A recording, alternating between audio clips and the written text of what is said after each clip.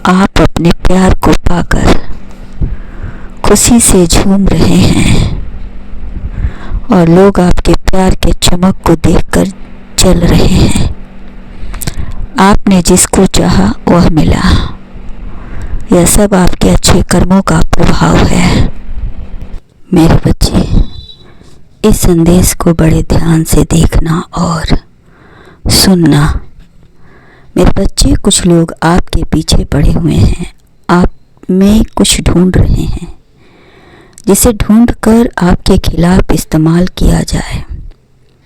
मेरे बच्चे, जब लोग दाग ढूंढने में व्यस्त हों तो समझ लेना कि आपकी चमक अब उनसे बर्दाश्त नहीं हो रही है। आपकी हालात जैसे भी हो, बस मैं इतना ही कहूँगा कि अपने कर्म पथ पर डटे रहो, क्योंकि वो तुम्हारा और तुम्हारे पास ही रहेगा। दुनिया की हर चीज़ छीनी जा सकती है, किंतु कर्म किसी का नहीं छीना जा सकता। मेरे बच्चे, जो लोग आपके मुख पर आपकी बड़ाई करते हैं और पीठ पीछे आपकी निंदा करते हैं, ऐसे व्यक्तियों से सावधान रहें। ऐसे व्यक्ति किसी के सगे नहीं होते हैं। इनसे बात करें मगर सतर्क रहें, क्योंकि चीनी में ही अक्सर चींटी लगा करती है। नमक तो सदा साथ रहता है, साफ रहता है। मेरे बच्चे, कोई भी तुम्हारे इरादों पर और तुम्हारे नियत पर सवाल उठाए तो बस आंखें बंद कर लेना और कहना, हे प्रभु मेरी सहायता करो। फिर देखना मेरी शक्ति तुम्हारा कैसे उद्धार करती है। मेरे बच्चे, तुम अनोखे हो, इसमें तुम्हारा क्या कसूर है। मेरे बच्चे, यह सब तो तुम्हारे अच्छे कर्मों का ही फल है, जो तुम हमेशा अच्छा ही करते हो। यह तो देखने और सोचने वालों पर ही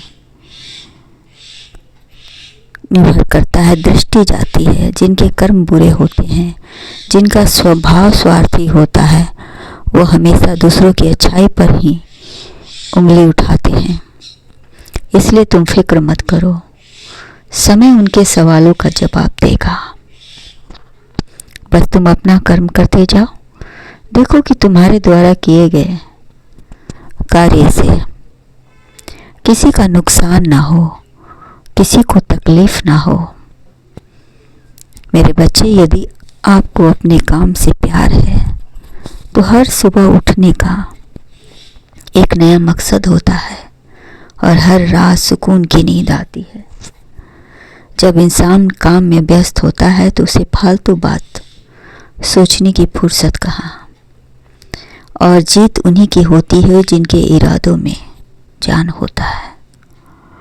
सच्ची मोहब्बत तो मंजिल से ही होती है मेरे बच्चे।